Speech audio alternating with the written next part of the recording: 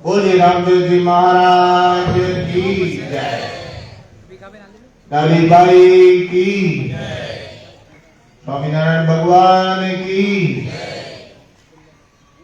भारत माता की, भारत माता की, भारत माता की, वंदे मातरम, जय भीम।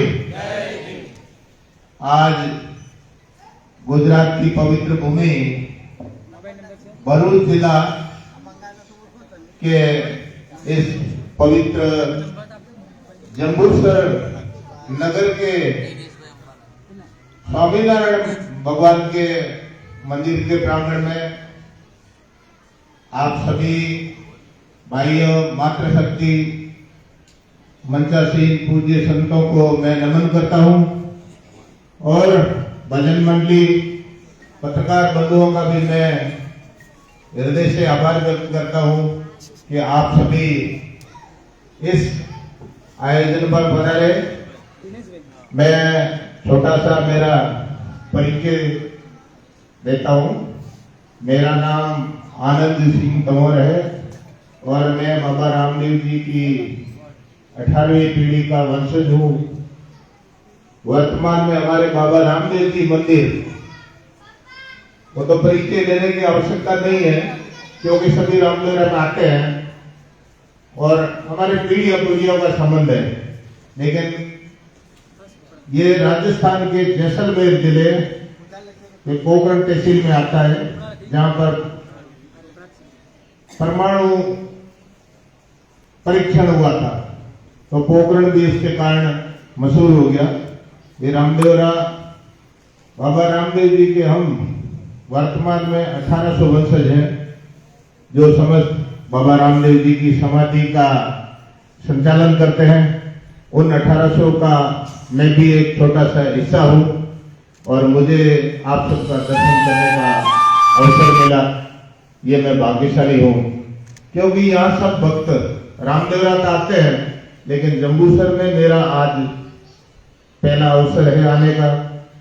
तो मुझे कई ऐसे भक्त मिले जो अक्सर वहां आते रहते हैं, तो कई बार ये मालूम नहीं रहता कि जंबूसर से आए हैं, सूरत से आए हैं, लेकिन यहाँ देखा कि ये सब जाने पहचाने चेहरे लग रहे हैं। बाबा रामदेव जी ने जो हमको राह दिखाई, वो राह रामदेव जी से पहले भी उनके दादा परदाओं ने चलाई। आजकल का आधुनिक इतिहास है वो सबको मालूम है, लेकिन मैं फिर भी थोड़ी संक्षिप्त में आपको जानकारी दूं। 5 पांडु और पांडवों के अर्जुन पांडु की पीढ़ी के अंदर रामदेव जी का संबंध है, जिसको सूर्य वंश और चंद्र वंश बोलते हैं। ये चंद्र वंश की शाखा में आते हैं। अर्जुन पांडु की वैसे तो पीढ़ी श्रृंखला बहुत लंबी चौड़ी है, लेकिन उनके अंदर एक राजा तुंग हुए, वहीं से इस वंश का नाम तंवर पड़ा। गुजरात में मारवाड़ तुंवर बोलते हैं, कई जगह तंवर बोलते हैं और कई जगह तोमर बोलते हैं। तुंवर, तंवर और तोमर एक ही रूप है। क्षेत्रीय प्रभाव और भाषांतर के कारण अलग अलग होते हैं। तो आगे लंबा परिचय नहीं देते, मैं बताऊं। पृथ्वीराज चौहान का नाम तो आपने सबने सुना होगा। पृथ्वीराज चौहान के नाना थे अनंतपाल जी तोमर, द्वितीय। उनके अनंतपाल जी तोमर के जो दिल्ली शासक थे, वो पृथ्वीराज जी के और राजा जयचंद के नाना थे। वहां से किसी कारणवश शासन में बदलाव हुआ और वो परिवार राजस्थान की तरफ प्रवास करता करता राजस्थान में आया और राजा अनंतपाल जी की 6ठी पीढ़ी में बाबा रामदेव जी का जन्म हुआ। इनके पिताजी अजमाल जी जो कृष्ण भक्त हुए, ये सबको पता है। और इनके दादाजी थे रणसी जी, वो भी बहुत बड़े भक्त हुए। तो ये परंपरा सनातन धर्म की लगातार आगे से आगे चली आ रही है। और आज हम जिनको रामा पीर मानते हैं, ऐसे लाखों रमापीर की उस परंपरा के कारण ये संत जो रात रात में उजागरा करके धर्म प्रचार करते हैं, उसी श्रृंखला को आगे बढ़ा रहे हैं।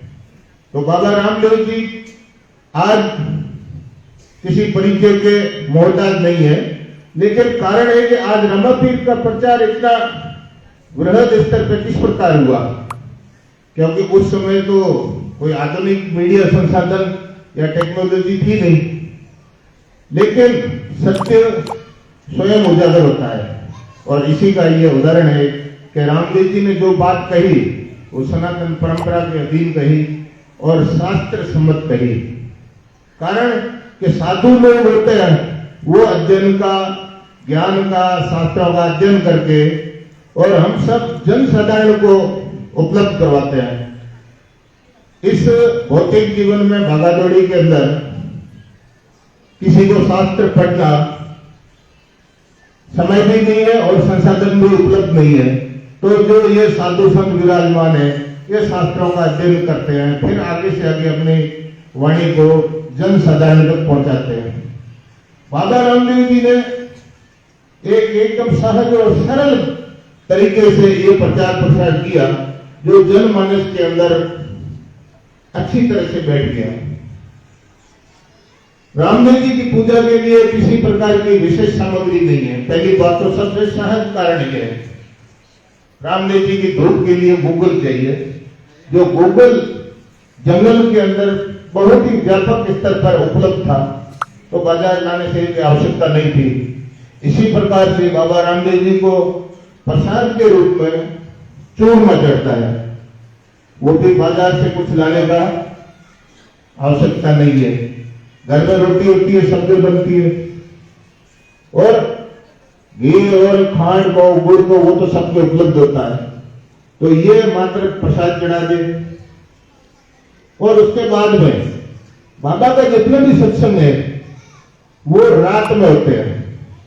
इसका कारण है कि जो बाबा रामदेव जी को मानने वाले हैं वो सहज सरल और जन साधारण लोग हैं, तो इसलिए दिन में अपने आजीविका के लिए जो भी काम करे, खेती बाड़ी करे और कोई मजदूरी करे, उनको रात्रि का समय अनुकूल रहता है। इसलिए ये परंपरा चली कि आज भी बाबा रामदेव जी के, जिसको यहाँ पाठोत्सव बोलते हैं, हमारे वहां जागरण बोलते हैं, जम्मा भी बोलते हैं, तो ये आज भी रात्रि का होता है, क्योंकि उस समय भी विकट परिस्थितियां थी और किसी के पास समय दिन में आजीवन, इसलिए ये सहजता थी। इसी कारण बाबा रामदेव जी का प्रचार जगह जगह फैल गया। और आज हम भाग्यशाली हैं कि आज आधुनिक मीडिया, आधुनिक भवनों के अंदर आपके सामने जो संतान स्वामीनारायण भगवान के मंदिर के अंदर बैठे हैं, ये सुविधा पहले उपलब्ध किसी धर्म में नहीं थी, लेकिन हमारे पूर्वजों ने उस सनातन धर्म को गला कटा दिया, लेकिन उस परंपरा को कायम रखा। इसलिए आज हम गर्व से कहे कि अयोध्या में श्री राम का मंदिर बन रहा है। मंदिर के हम भाग्यशाली है कि आज हमारे जीवन के अंदर उसका प्राण प्रतिष्ठा हो रहा है। तो रामदेव जी, कृष्ण भगवान जी, कोई अलग अलग नहीं है, हम उसी परंपरा के वहां के। और बाबा रामदेव जी ने जो रास्ता बताया इन संतों को और शक्ति दे, इसी प्रकार से और आगे से आगे सतत चलता रहे।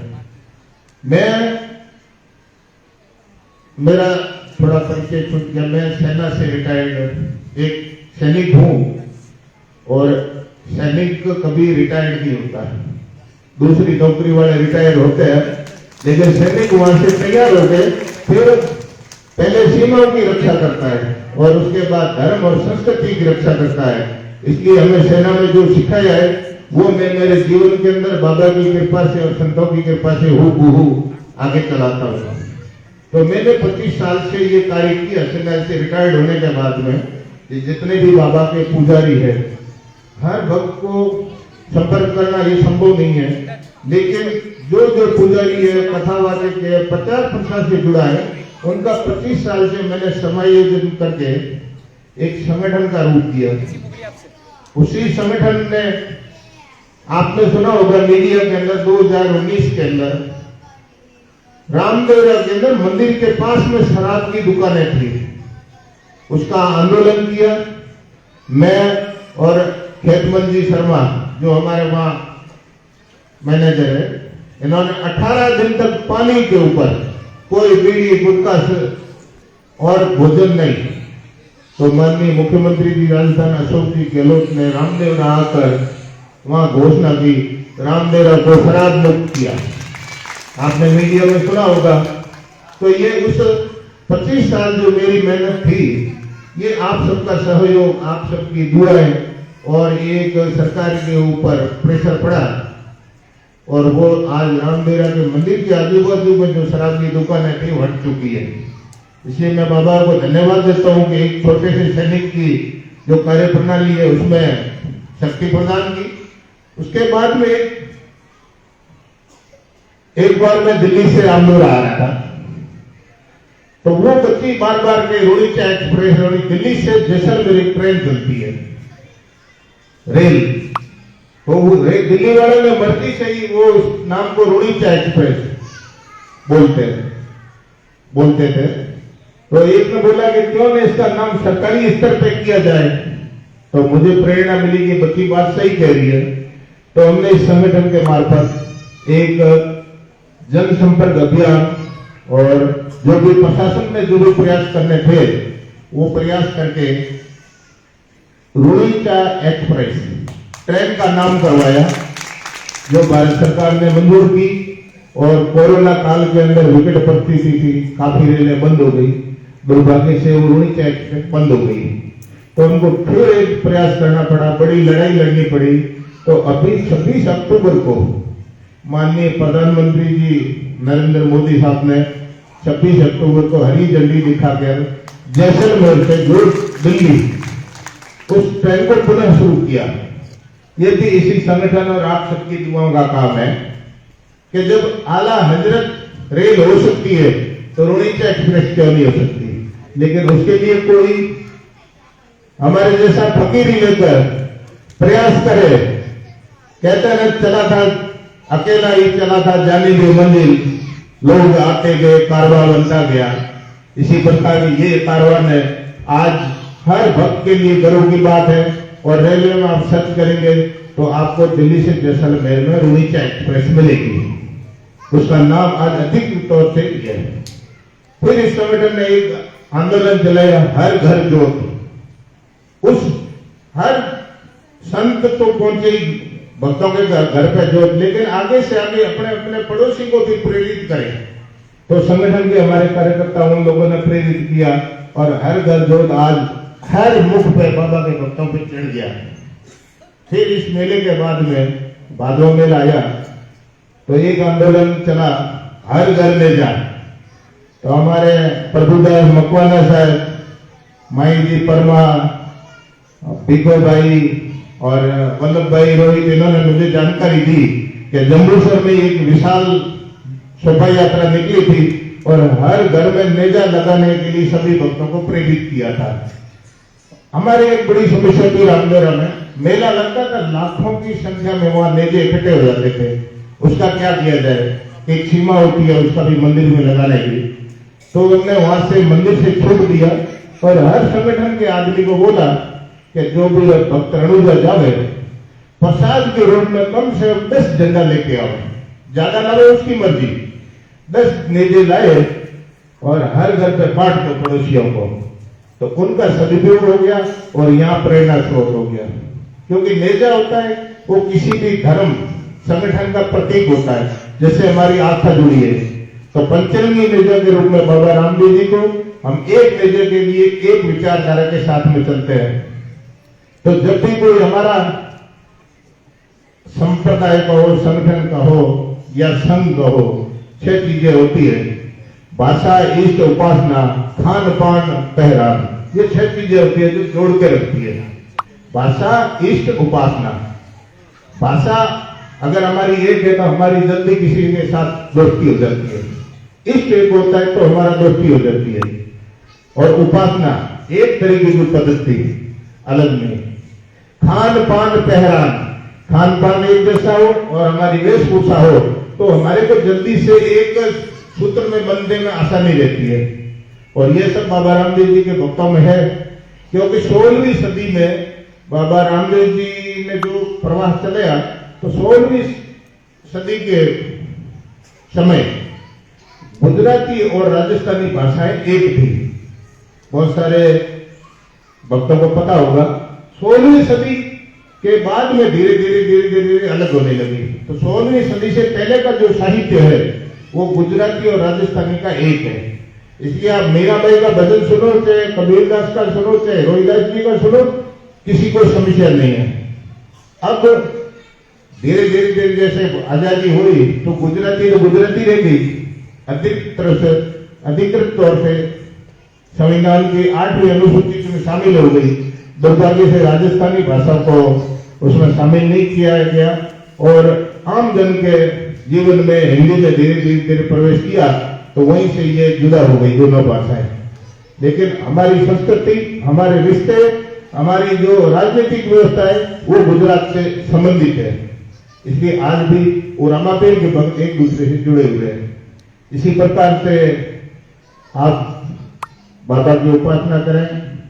ज्यादा मैं वक्त नहीं दूंगा। सभी का पुनः हृदय से आभार व्यक्त करता हूं। बोलिए रामदेव जी महाराज की जय हो।